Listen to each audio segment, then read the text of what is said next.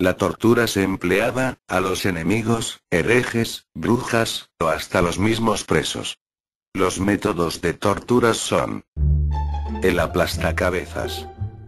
Es un instrumento de tortura aplicado en la Edad Media, destinado a reventar los huesos del cráneo. La barbilla de la víctima se colocaba en la barra inferior, y el casquete era empujado hacia abajo por el tornillo. Los efectos de este proceso son evidentes. Primero, se destrozan los alvéolos dentarios, después las mandíbulas, y luego el cerebro se escurre por la cavidad de los ojos y entre los fragmentos del cráneo. Hoy en día ya no se utiliza como pena capital, pero goza de gran estima para su uso como interrogatorios en buena parte del mundo. En la actualidad, el casquete y la barra inferior están recubiertos de un material blando que no deja marcas sobre la víctima. Existen unos instrumentos con una finalidad parecida llamadas rompecráneos, que como su nombre indica se diferenciaban del aplastacabezas, en que en vez de aplastar el cráneo lo rompían. Aplastapulgares. El aplastapulgares es una de las torturas más antiguas y simples, aunque terriblemente efectiva. Si bien se usaron diferentes dispositivos mecánicos para llevarla a cabo, la tortura en sí consistía en el aplastamiento de uñas, falanges y nudillos en forma lenta y progresiva, extendiendo el dolor durante días sin provocar daño mortal a la víctima. El nivel de desgarramiento podía ser controlado hasta el punto de provocar prácticamente la mutilación del miembro. Para los crímenes graves generalmente la tortura se hacía lentamente, comenzando por las uñas, luego pasando a las falanges y terminando en los nudillos, destrozando así ambas manos completamente. La horquilla del hereje. Se colocaba un aro de metal en el cuello del supuesto hereje. Como veis, tenía una gran barra cuyo extremo terminaba en 4 pinchos. Al apretarse el colgante, los pinchos se clavaban fuertemente en la barbilla, impidiendo así poder articular palabra alguna. Generalmente este instrumento se utilizaba la noche antes de quemar al preso para aumentar así más su suplicio. La rueda. La rueda para despedazar era el instrumento de ejecución más común en la Europa germánica, después de la horca. Desde la Baja Edad Media hasta principios del siglo XVIII, en la Europa latina el despedazamiento se llevaba a cabo con barras de hierro macizas y mazas herradas en lugar de ruedas. La víctima, desnuda, era estirada boca arriba en el suelo o en el patíbulo, con los miembros extendidos al máximo y atados a estacas o anillas de hierro. Bajo las muñecas, codos, rodillas y caderas se colocaban trozos de madera. El verdugo, asestando violentos golpes con la rueda de borde herrado, machacaba hueso tras hueso y articulación tras articulación, procurando no asestar golpes fatales. La víctima se transformaba, según nos cuenta un cronista alemán anónimo del siglo XVII, en una especie de gran títere aullante retorciéndose, como un pulpo gigante de 4 tentáculos, entre arroyuelos de sangre, carne cruda, viscosa y amorfa mezclada con astillas de huesos rotos. Después se desataba e introducía entre los radios de la gran rueda horizontal al extremo de un poste que después se alzaba. Los cuervos y otros animales arrancaban tiras de carne y vaciaban los ojos de la víctima hasta que a ésta le llegaba la muerte.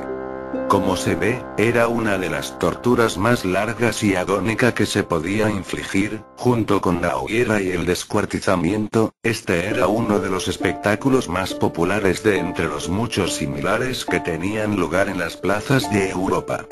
Multitudes de plebeyos y nobles acudían a deleitarse con un buen despedazamiento, preferentemente de una o varias mujeres en fila. Agonía de un hereje. Por medio de la rueda, se observa un miembro de la iglesia sustentando un crucifijo. La cuna de Judas. Método de tortura usado generalmente para confesiones. El prisionero es levantado tal y como se ve en la foto. Una vez era levantado, se le soltaba de golpe para que cayese sobre la pirámide de madera, con punta de acero. Provocaba heridas en los testículos, la cavidad anal o vaginal, provocando también daño por debajo del coxis. El inquisidor decidía la fuerza con la que el reo era soltado, de forma lenta o de golpe. La sierra. El reo era puesto en una posición invertida, asegurando la llegada de sangre al cerebro de manera que la víctima no perdía el conocimiento. Con esta posición se evitaba también la muerte por desangramiento rápida. Generalmente no se perdía el conocimiento hasta que la sierra no llegaba al ombligo o incluso al pecho. Era una tortura muy utilizada por la Inquisición, sobre todo para justiciar a homosexuales. De hecho, en la Ilustración son 3 homosexuales los representados. También en España fue un método de ejecución militar hasta el siglo VII. La silla. La víctima debía sentarse totalmente desnuda sobre este sillón. Esta sufre de manera atroz mientras el inquisidor, con aire tranquilo y músculos tensos, comenzaba a realizar las preguntas al acusado, mientras un escribano tomaba apuntes de la sesión. Si el inquisidor lo creía conveniente, podía mandar al verdugo golpear al preso, lo que provocaba que los pinchos entrasen con más profundidad en la piel, o incluso si el asiento era de hierro, mandarlo calentar para que los pinchos al rojo vivo entrasen mejor en la piel. Generalmente el reo no tardaba demasiado en admitir su culpabilidad, aunque fuese inocente, pues prefería terminar pronto con el suplicio. Dependiendo del inquisidor, el preso sería llevado a la hoguera o se pudriría en un sucio calabozo expiando sus pecados. Potro escalera. Se ataba al reo estirándolo lo más posible sobre una escalera. A continuación se le quemaba con una antorcha el costado y las axilas. El inquisidor, como siempre, hacía las preguntas. El suplicio del preso podía durar días dependiendo de la duración del interrogatorio. Generalmente se morían a causa de la infección de las quemaduras o bien del dolor en los hombros o rodillas, que al cabo de las horas se desmenuzaban. Cigüeña. La cigüeña es un instrumento de tortura en el que no se aprecia a simple vista el dolor que puede causar, puesto que parece que su principal función es la de inmovilizar a la víctima, que consistía en someter al reo a este aparato. La cigüeña, en sí, es un aparato hecho de hierro que sujetaba al condenado por cuello, manos y tobillo, y lo sometía a una posición incomodísima que provocaba calambres en los músculos rectales y abdominales, y a las pocas horas de todo el cuerpo. La víctima que estaba sujeta a este instrumento sufría de calambres de diferente magnitud, en este orden: primero en los abdominales y rectales, luego en los pectorales, cervicales y en las extremidades. Al cabo de unas horas, el dolor se volvía insufrible y continuo, sobre todo en abdomen y recto, con tal de aumentar el dolor de la víctima. Mientras se sufrían los terribles dolores, esta era quemada, mutilada o golpeada. Cinturón de castidad.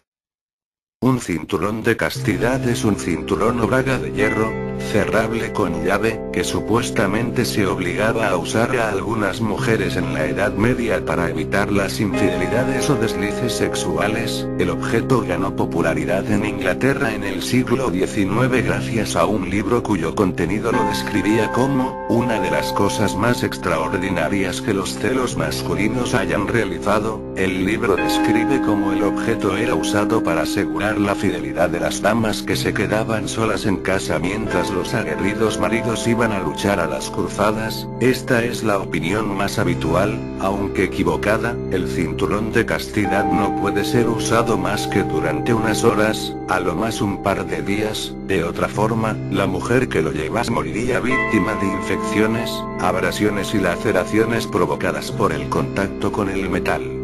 En realidad, el cinturón de castidad era utilizado por las mujeres como defensa contra la violación, en época de acuartelamiento de soldados, durante viajes y en estancias nocturnas en posadas. Al igual que el derecho de pernada, el cinturón de castidad es una invención muy posterior a la Edad Media, probablemente del Renacimiento. Ninguno de los cinturones de castidad que existen fueron hechos en el medievo. Todos los expuestos en museos fueron retirados tras comprobar que eran falsificaciones del S-19. En la actualidad siguen existiendo en forma de juguetes eróticos, y en su mayoría son hombres quienes se los ponen a sí mismos para luego ceder las llaves a su pareja. Las jaulas colgantes. Hasta finales del siglo XVII, en los paisajes urbanos europeos, era habitual encontrar jaulas de hierro y madera, adosadas al exterior de los edificios municipales, palacios ducales o de justicia, etc. Los reos, desnudos o semidesnudos, eran encerrados en las mismas, morían de hambre y sed, por el mal tiempo y el frío en invierno, por el calor y las quemaduras solares en verano. A veces, las víctimas habían sido torturados o mutilados como escarmiento. No solo significaban una incomodidad tal que hacían imposible al preso dormir o relajarse, ya que estaban atados a los barrotes de las mismas, a veces se introducían en ellas gatos salvajes, a los que los verdugos azuzaban con varillas al rojo vivo, o se encendían fogatas debajo para abrasar al condenado. Péndulo. Un péndulo es un instrumento de tortura. Las muñecas de la víctima eran atadas por detrás de la espalda, se añade una cuerda a esta ligadura procediéndose a izar al acusado, inmediatamente los húmeros se desarticulaban y poco a poco también las demás vértebras. Flauta del alborotador.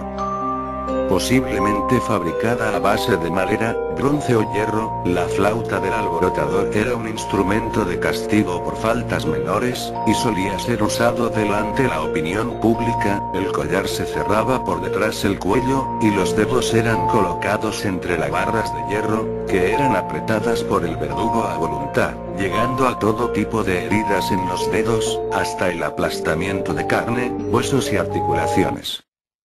El toro de Falaris. En este caso se quemaban a los herejes dentro de la efigie de un toro a Falaris, tirano de Agracas, que murió en el año 554 a.C. Los alaridos y los gritos de las víctimas salían por la boca del toro, haciendo parecer que la figura mugía. El toro de Falaris estaba presente en numerosas salas de tortura de la Inquisición de los siglos XVI, XVII y XVIII. Básicamente lo que hacía este instrumento es prender fuego abajo y calentar el toro. Al hereje se lo colocaba adentro del toro quemándose poco a poco con las paredes del toro. No me gustaría estar ahí dentro. Si el vídeo te gustó, te hago la sugerencia de que visites mi canal de YouTube, ahí encontrarás con más de los que te guste.